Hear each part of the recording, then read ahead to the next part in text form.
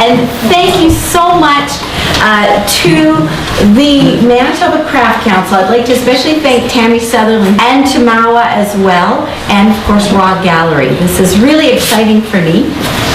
I'm delighted to be here talking tonight about the Allied Arts. So tonight I'm going to begin by sketching in the parameters of this project. I started my investigation after I completed my PhD, which was a look at the history of the professionalization of craft in Canada. And what I noticed was that as I was interviewing artists and craftspeople, many of the objects that they discussed had gone missing. They said that they were either destroyed or removed or cut up. And this is a very poignant example.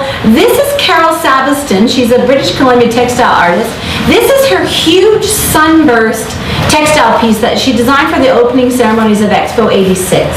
And Carol tells a terrible story about losing control over the piece as it went into this big production for the ceremony, and she has no idea where it went, whether it was destroyed immediately after the opening ceremonies or whether it sits somewhere still today.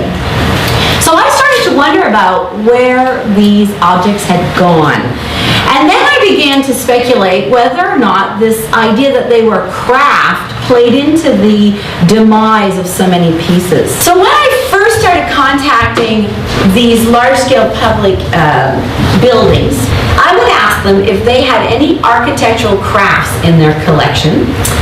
And that was my first mistake. What I noticed was that people were consistently unclear by what I meant when I used the term architectural craft. So in my mind, this was really easy. It referred to artworks, public works that were created for use inside or outside a building, and which employed some form of traditional craft materials. And this is Grace Nickel, one of her wonderful lamps. This is Terminus Ultimus from 2002 Paper Clean Glass, collection of the way. I had something like this in my head. The confusion, it turned out, was that quite often the individuals overseeing these public art collections were often unclear about where craft started and ended, or where art started and ended. So they wanted me to clarify what artworks count here. And that's when I realized that this idea of the Allied arts was better suited to the project. It came to mean the arts that allied architecture and craft. So architecture, for example, was often so entangled with sculpture that artists such as Michelangelo played the roles of both architect and sculptor. And here is his Medici Chapel for his patron Lorenzo de' Medici, completed between 1520 and 34 in San Lorenzo, Florence. So the 19th century art critic and historian John Ruskin was a significant influence in moving this discussion of the Allied arts toward architecture and craft. Ruskin did this in part by arguing that aligning craft and architecture was necessary to overcome the biases against craft that were lingering in the 19th century. And other 19th century design reformers, like Augustus Welby Pugin, who was a trained architect, and there's his design for the canopy and throne and chairs for the House of Lords and the chamber and the Houses of Parliament, 1846. And of course, William Morris. There is William Morris's tracery windows from the Bradford Cathedral from 1864. So Ruskin, Morris, and Pugin argued that this erosion of pride in craftsmanship had resulted from the Industrial Revolution.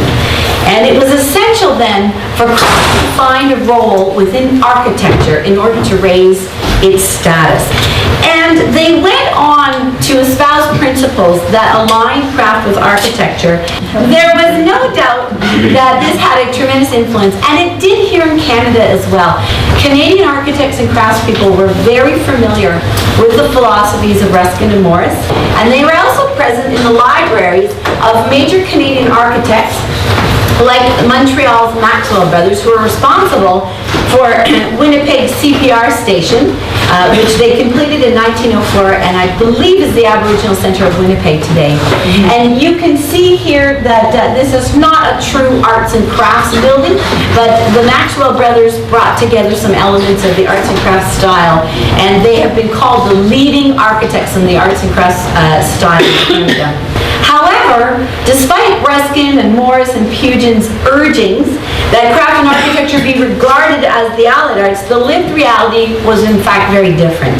In the face of expanding trade and the need to build a lot of buildings in Canada and around the world during this period of time, this idea of the architect as craftsperson came to be seen as this romantic, nostalgic architect that in reality could not possibly be economically beneficial during this period of great growth. So really, in Canada, the first moment when the Allied arts became a very significant term was in 1953, when the Royal Architectural Institute of Canada unveiled its Allied Arts Award. And here is their seal, the Royal Architectural Institute of Canada. And this is the first Allied Arts Award winner, Armand Fillon, his Hygia, which is a carved stone piece from the Montreal General Hospital in 1955. So the award was definitely a public relations move, but it was also intended to establish this new relationship between architects and artists and craftspeople. And the artists who were nominated for this award, it meant a lot to them because it raised their profile, it brought this renewed vigor in their interactions with architects. And many of those who won the Allied Arts Medal were either from Manitoba or directly linked to Manitoba. So what I'd like to do now is go through the 7 Allied Arts Medal winners who are in some way related to your province. And the first is Leo Mall, who won the award in 1960. And here are some of his sculptures from the Leo Mall Sculpture Garden in Assiniboine Park. And the Royal Architectural Institute of Canada nominated him and awarded him this medal for works that they said were this wonderful integration between sculpture and the built environments that they occupied. And the second Manitoban is Tony Toscona, painter and muralist. And this is a piece from the National Gallery of Canada's collection, Timepiece from 1964, mixed media. And then there was Gordon Smith. Now, not a Manitoba resident for long. He moved to Vancouver and British Columbia. This is a fairly new piece. This was unveiled at the Surrey Library Winter Landscape in 2011. And then there's Henry Callan, architectural photographer. I think it's really important to look at this photo. This was the first time that I flew into your new terminal at the Winnipeg Airport, which is very nice, and it looks like every other terminal in Canada.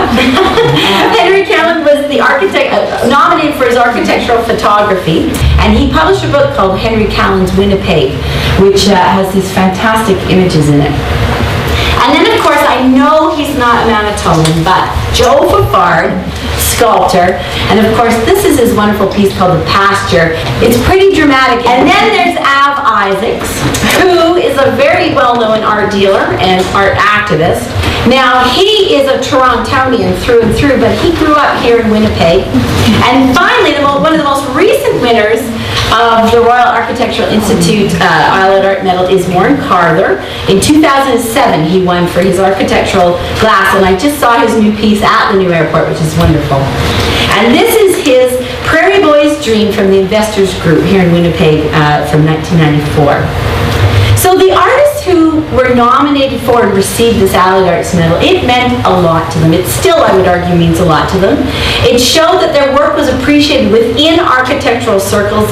It reinforced the idea that art incorporated into buildings was not merely decoration, but could be a fundamental part of the built spaces of our country.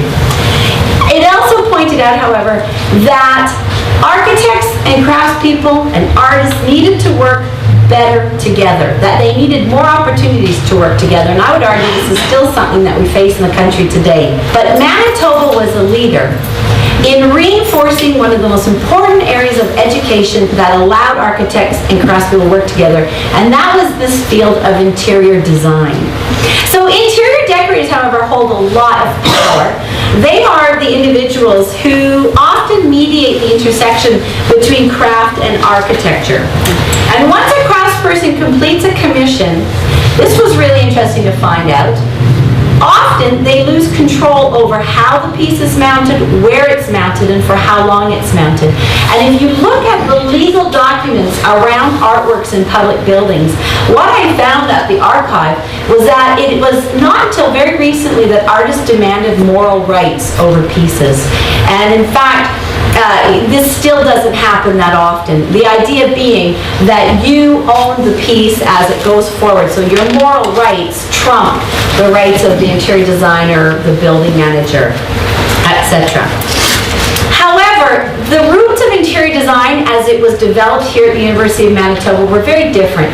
It was designed in respect to architecture and working with the built environment. And the modernization of interior design, architecture, and fine art happened, I would argue, in part by putting them in a building that was considered to be one of the most cutting-edge modernist structures in the country, and that, of course, is the Russell Building, which was completed in 1959 by the architectural firm Smith, Carter, and Parkin. And these academic shifts were hugely important to the country as a whole, I would say for three reasons. First, they established Manitoba as the leading center for the education of progressive architects, interior designers, and craftspeople. Second, they helped to professionalize women's work through the move to bring interior design together with architecture and to grant degrees rather than simply diplomas. And finally, it was hugely significant to craft because craft played a significant role in the school, still does, and the result was that when graduates then left, they moved into professional careers with a knowledge of the histories, materials, and processes of craft, architecture. This was wonderful overlap between the areas. And this is the most historic Etienne Joseph Gabory's Precious Blood Church in St. Boniface, constructed in 1968. I'd say the most famous example nationally, if not internationally, and I would say it's this building, Douglas Cardinal's Canadian Museum of Civilization, completed in 1989. And of course, Cardinal, Calgary-born architect of Métis and Blackfoot descent. And it's these undulating lines which have been interpreted variously as prairie expressionism and a tribute to his Aboriginal heritage. In relation to the best example of architectural craft in the prairie regional style, I would say we have to look back to someone trained at the University of Manitoba, and that is Jack Soers. He was born in Brandon, Manitoba in 1934, and in 1977 he took on the piece that I think is the best example of architectural craft in the prairie regional style, and that is his mural on the sturdy stone building in Saskatoon.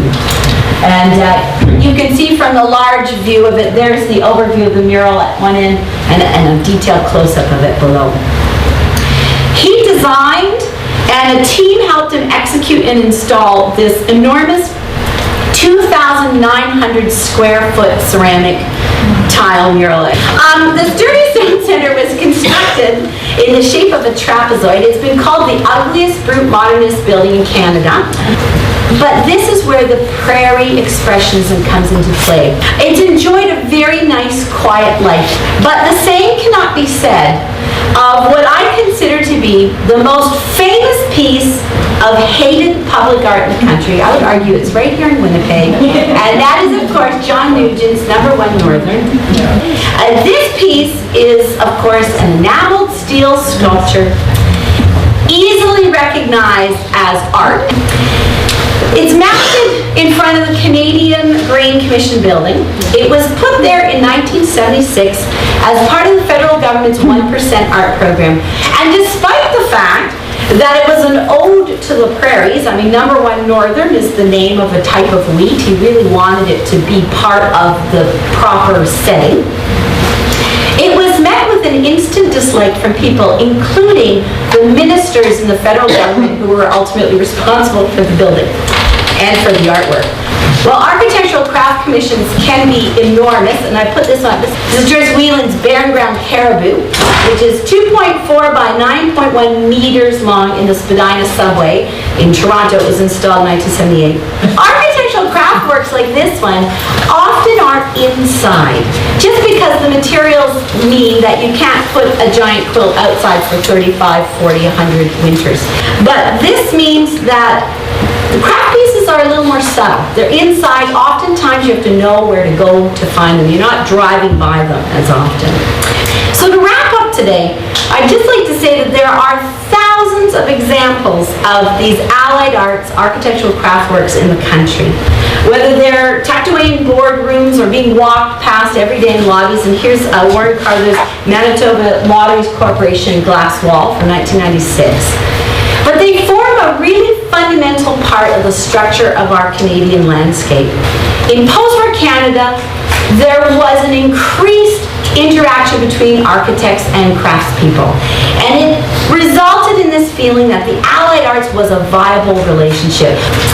So just as Ruskin and Morris advocated in the late 19th century that a harmonious fusion between architecture, craft, and design was necessary, what my research pointed out to me was that it was never lost, that we just have overlooked it in many cases and instances. Another thing I realized in the research is that craft has potency in architectural spaces, often because it is acknowledged as being humane or giving humanity to built environments. And I'll just finish with this image. This is by S.G. Elsley and Leo Mall. This is the Sun and Wheat mural from 1958 in steel and ceramics in the Agricultural Research Building, University of Manitoba. And I think this is where Canadian architecture and allied arts distinguishes itself, and specifically the Prairie Regional style. And Manitoba proved itself to be a leader in terms of establishing interior design as a field to mediate between architects and craftspeople and clients in a very thoughtful manner.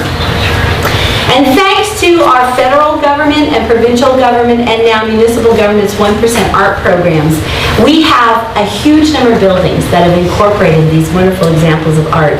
And I would argue that this allowed a united voice to come forward, one that we could say was an allied art voice, and that has allowed us to create something that I believe is a uniquely Canadian vision of architectural craft. And thank you very much.